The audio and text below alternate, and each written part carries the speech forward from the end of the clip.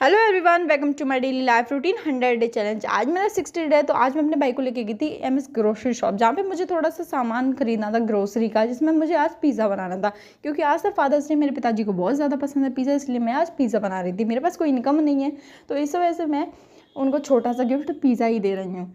उसके बाद हम सीधा स्कूटर उठाते और घर आ जाते। घर आने के बाद मेरी सीधे फर्स्ट ड्यूटी होती है कि इस पिज़्ज़ा के सामान को छुपाने की, वरना पापा जी को पता चल जाएगा कि हम क्या सरप्राइज़ दे रहे हैं और हमारा सारा पोपट हो जाएगा। उसके बाद मैंने सारी सब्जियां काट ली थी, जैसे गर्मी को गर्मी मार सकती है, ये बात किसी ने सही कही है, तो एक कप चाय पी ली जाए। उसके बाद अपना देसी जुगाड़ जलाया और कढ़ाई को गैस पर चढ़ाया। उसमें आपको डालना है नमक। अगर आपके पास एक गैस का स्टैंड एक्स्ट्रा हो तो आप उसमें वो रखें और उसके ऊपर से बर्तन और गैस का फ्लेम फुल कर दें।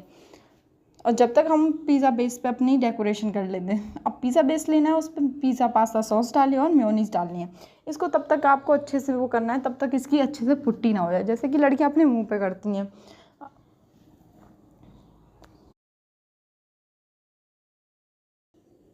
जब तक मैं पिज़्ज़ा बेस पे सॉस लगा रही हूँ, तब तक आप मुझे कमेंट करना कि आपने अपने फादर्स डे पे अपने पिताजी को क्या गिफ्ट दिया था। मेरी कोई ज़्यादा इनकम तो नहीं है। अगर आप लोग चाहते हो कि मैं अगली साल अपने पिताजी को कोई अच्छा गिफ्ट दे सकूँ, तो मुझे सब्सक्राइब करके ज़रूर जाना। और फिर मैंने यहाँ पे प्याज लगाई और टमाटर लगाया और शिमला मिर्च को कैसे भूल सकती हूँ। फिर बारी आती है चीज़ की। अब चीज़ आपको उतनी ही डालनी जितने आपके घर वाले खाते हों, क्योंकि मेरे घर वाले तो कम खाते हैं, इस वजह से मेरे मम्मी पापा बाहर का पिज़्ज़ा भी नहीं खाते। और मेरे पापा बहुत ही ज़्यादा कम छुट्टी आते, क्योंकि वो इंडियन आर्मी में, इस वजह से।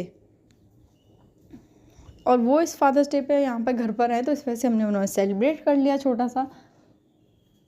फिर हमारा पिज़्ज़ा एकदम बन के हो चुका है तैयार। और ये दीदी ने जोमेटो से केक ऑर्डर कर लिया था। फिर बारी आती है केक कट करने की। अब पापा तो एकदम से खुश हो गए थे कि उनको कुछ पता ही नहीं था कि आज फादर्स डे है या नहीं है। तो फिर पिताजी ने केक कट करा। पिताजी इतना ज़्यादा कंफ्यूज हो गए थे कि मैं पहले किसको केक खिलाऊं। तो हमने कहा आप किसी को मत खिलाइए, पहले माता श्री को खिला दीजिए। अगर आपने एक को खिलाया तो हम 3 गुस्सा हो सकते हैं। तो पिताजी ने हमारी माता श्री को केक खिलाया। फिर बारी आती मेरे भाई की, फिर मेरी बड़ी बहन की। फिर मैं कैसे पीछे हट सकती हूँ। मेरे भाई का आलसीपन तो आपने देख ही लिया होगा कि वो केक खिलाने में मेरे पिताजी को ऐसे हाथ लगा रहा है जैसे कोई टीका कर रहा हो।